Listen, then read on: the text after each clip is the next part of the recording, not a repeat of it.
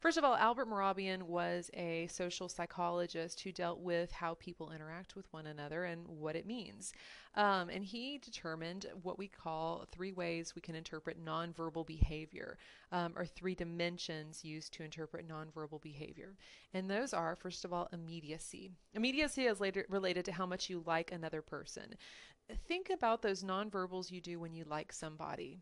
You smile more often, you're more responsive to what they have to say.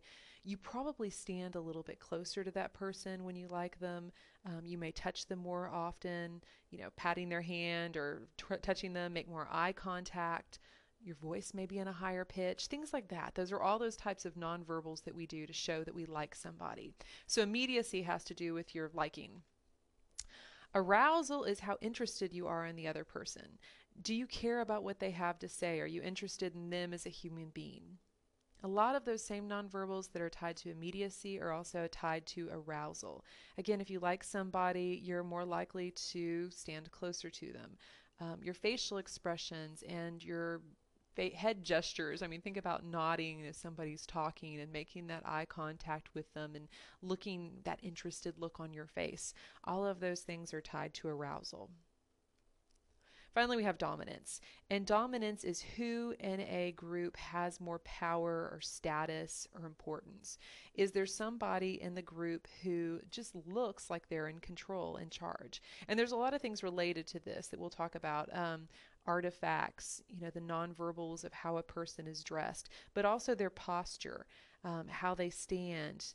People in power tend to smile less. They don't have to make as much eye contact. They take up more personal space. All of these are signs of somebody who has a dominant behavior.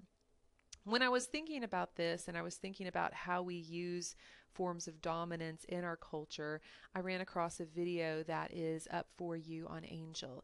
And it talks about CEOs and how they communicate. And the first clip starts out looking at Carly Fiorina, former CEO of Hewlett Packard and currently an aspiring politician in California.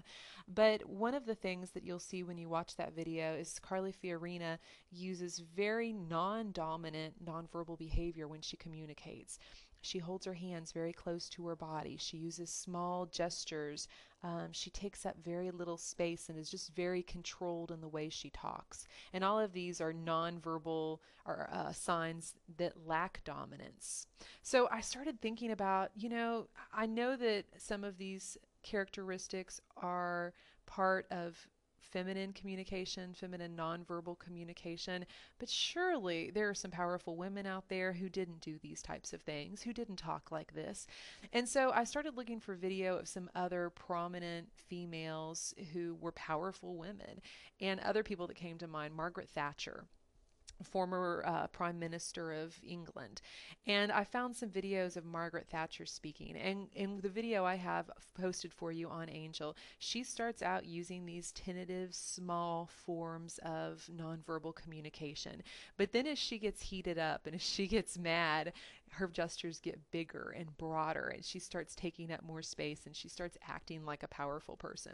Another person that came to mind was Ann Richards, now deceased but former governor of Texas. And again, same kind of thing. However, when you watch Ann Richards talk, she talks like a powerful person. She uses big gestures, broad sweeping movements.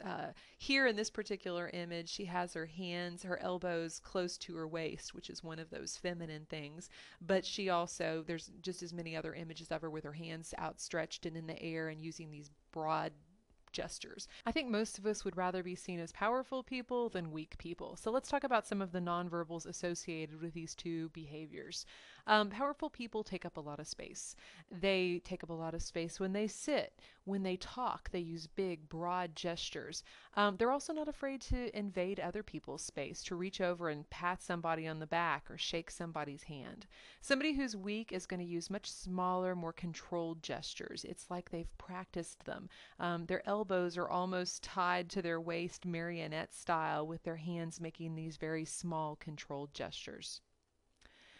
Posture. Somebody who's in power stands like a powerful person. Again, it's kind of a space thing. They're still taking up space when they stand up tall and straight.